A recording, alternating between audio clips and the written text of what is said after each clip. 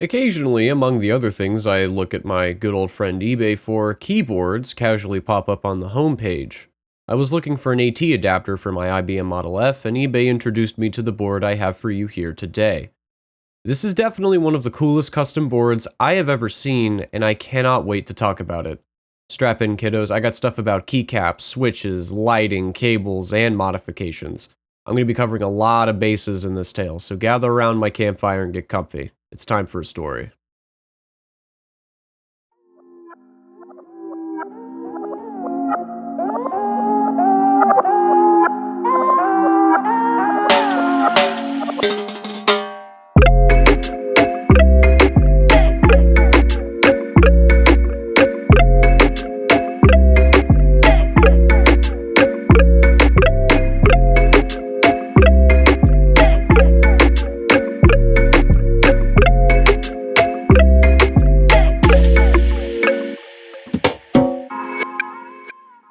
The listing was titled Taki Custom Mechanical Keyboard TKL with NK box cream switches and white on black PBT keys.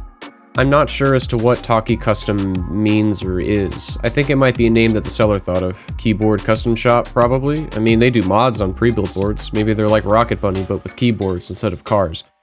I was actually so curious I asked the seller as to what Tocky means, since the order hadn't disappeared in my purchase history yet, which meant that I could still contact them. They hit me back an hour or two later and had this to say. Tocky refers to the sound of the keyboard. Tocky keyboards have switches that have special provisions to make extra sound. Usually the stems are longer and hit the bottom of the housing to create a sharp bottoming out noise. The rest of the case mods will provide the final sound signature. The seller also had other categories that they offer, being marbly, silent, and clicky. Marbly boards don't have any switch modifications, which means the sound relies on case mods alone. Silent boards have switches which have been modified to be as quiet as possible, typically through silicone dampeners on the stem to kill the scratch and bottom out sound. These also have case mods that are critical in their function of keeping the board pin drop quiet. And clicky boards use case mods to highlight the click and bottom out tock sound of the stem hitting the bottom housing without dampening the clicky noises. In between me writing this portion of the script, the seller and I exchanged eBay messages and they provided me with some unarguably solid wisdom. I had low and high profile drop control boards, an aluminum NK87, a Keychron Q3, a Maker Scarlet, and a few other Chinese CNC boards, and none of them can stand against a $50 board with great switches and keycaps and a couple of hours of thoughtful mods applied to it. I can't really argue with that, especially considering the way that this previously niche hobby exploded back in 2020.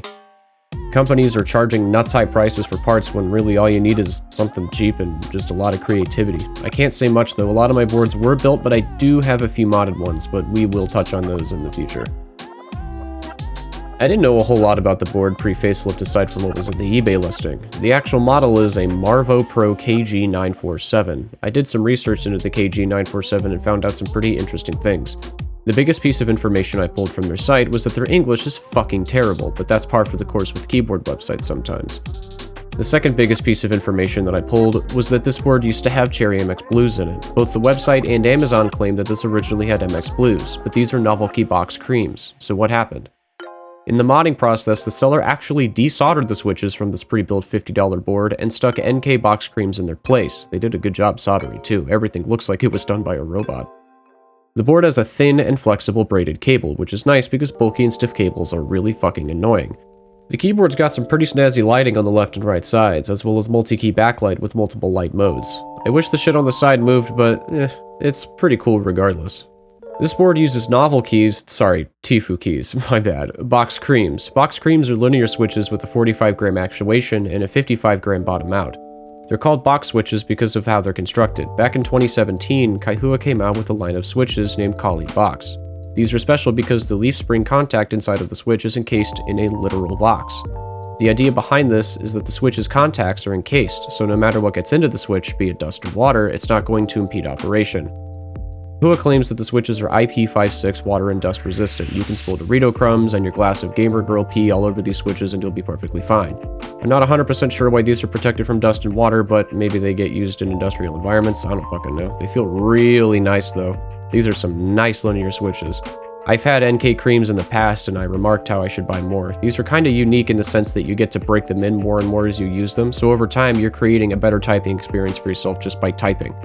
The switches, as far as I know anyway, are unlubed, but that's perfectly fine because these are proper smooth with a nice tock sound when they hit the bottom. NK creams are really nice switches, and I actually do highly recommend them if you can get your hands on them. The keycaps have white legends on black plastic and are 1.2mm thick wall double-shot PBT. Keycaps are typically made with either polybutylene terephthalate or PBT and acrylonitrile-butylene styrene or ABS.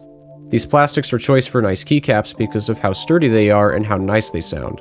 The ones you see right now are made with PBT, which happens to be my favorite material, and are quite rigid. I dislike most ABS keycaps because they just feel kind of flimsy to me. PBT just, I don't know, feels better. It's hard to describe. The phrase double shot comes up a lot, and a common misconception with that phrase is that people often think or are told that double shot keycaps get 2 shots of plastic shot into the mold, but in reality, a double shot keycap is when the top portion of the keycap with the legend is molded separately from the rest of the keycap, then at some point in the manufacturing process, the 2 pieces of one keycap are smushed together. Double shot keycaps never really lose their legends since the legend is molded into the actual plastic and it's not just a print. ABS and PBT keycaps come in normal and double shot flavors.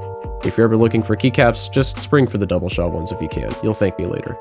The modifications that were made to this board were the reason why I bought it. The seller went above and beyond with the modifications made to this piece. He took pictures of most of the steps in the process and uploaded them online, along with a typing test video. I am actually very happy for this because that also means I don't have to take it apart, but mainly it shows a high degree of quality with the work that was done.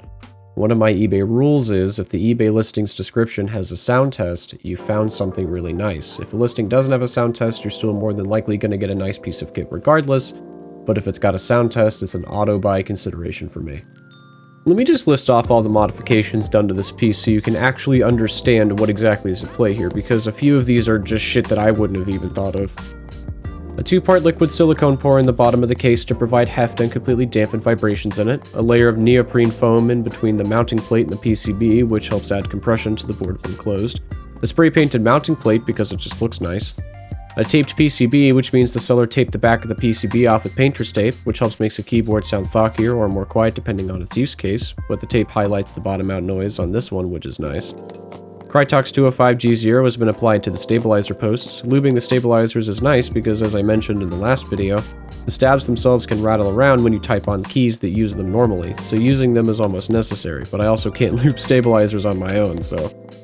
Extra weight has been added to the spacebar so it doesn't feel light when striking, and the case has been foamed to further insulate the inside of the keyboard and deaden any hollow sounds. All of this shit is more than what I would do, especially the liquid silicone pour.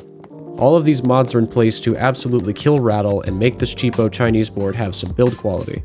One small curiosity I had was that the original Marvo Pro KG947 model had a logo right there above the arrow cluster, and there isn't one on this unit. I'd have half a mind to believe that the seller probably just fucking used some other top case, but it probably wouldn't line up with the existing case. I'm not going to question it because it's still slick. Modifying a cheap Chinese board seems like a lot of work to put into something so cheap, but it's really fun once you get into the modding part. It's more fun to buy a keyboard that's a piece of shit and then have a goal to make it as good as you possibly can versus ordering the exact parts you need and building it. I will still order keyboard parts and DIY whole boards, but I might pick up cheap-ass Chinese keyboards and mod them in the future.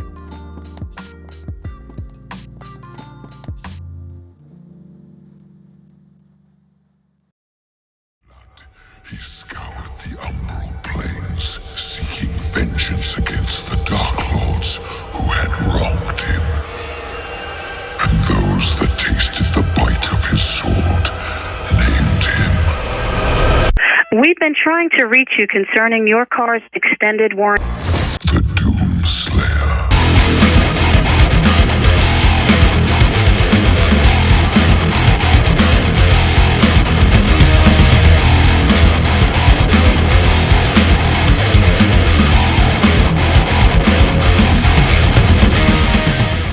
I figured I'd play Doom 2016, but I get a change of pace in there musically. That's my friend Davey in Ultra Nightmare. We're going to talk about him later. The keyboard performs as well as I expected it to. The keys aren't binding, there's a perfect amount of key travel, the switches aren't scratchy at all, and I don't feel like I'm trying to manhandle it. Everything is in reach and I don't have to wrench your finger out to hit a key, but that might be either a testament to the keycaps or to the board itself, I'm not sure which. The wrist rest that the board comes with is actually quite nice. It's rare to see a Chinese board or even pre-built boards to have wrist rests, so it's a massive plus that this board comes with one. I need one for my massive hands, and since it's separate from the unit, I can kind of just shove it up against any keyboard I want, and it is really comfy for being as cheap as it is. And now here's everyone's favorite part, the sound test. The seller included a sound test, but come on, we're gonna do it my way.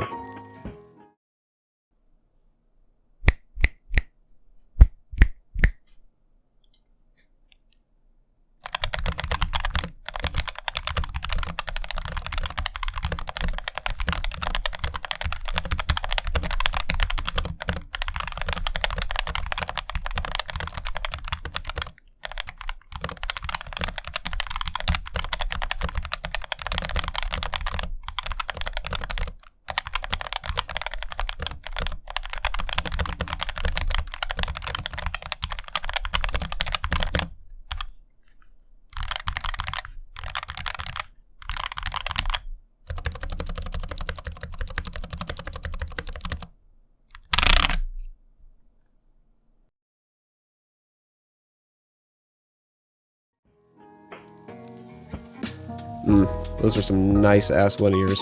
This keyboard truly is, as the seller says, Tocky. I've never seen a board be described as that before, but this does make some nice talk noises, so Tocky is going to be a good word in my vocabulary from now on. I picked this piece up for a price that is way lower than what the seller runs for their other work, but that's because the item was probably up on eBay for a while. TimeToy34 is a wonderful person to interact with. They're extremely knowledgeable about the hobby, and they exemplify this by showing it in their work. This board absolutely earned its 10 Gatoron Black Inks out of 10 and automatically gets the seal of approval. I'm also going to start an approved eBay keyboard seller list, and TimeToy34 is going to be the first one on it. Their eBay store is linked in the description below. Be sure to follow them if you're in the market for a custom keyboard. They got some good stuff you do not want to miss. They also offer free shipping on every order. If you ever have any eBay messages with them, tell them Ken said hey. Thank you very much for sitting around the campfire with me per usual. I do appreciate the time you put into watching my stuff. I was initially anticipating that these would be short, but my track record shows that we're totaling out over 10 minutes per video at this point, which isn't a bad thing, but at this rate, each video is probably going to be heftier than the last. We do have the Keyboard Cave Discord server. I'm always living it up in there with the now 8 people. You should totally join. It's linked in the description below. I also want to extend one final thanks to a friend of mine, Davey Perrin. He's in the band Ultra Nightmare, and he's providing vital help with my audio. Ultra Nightmare made the song playing during the game portion of the video. That song is Slaughter Map. Everything they have out is just fucking ferocious. And for our next tale, I'm going to be talking about a particularly rare piece of keyboard history. I hope to see you back here soon.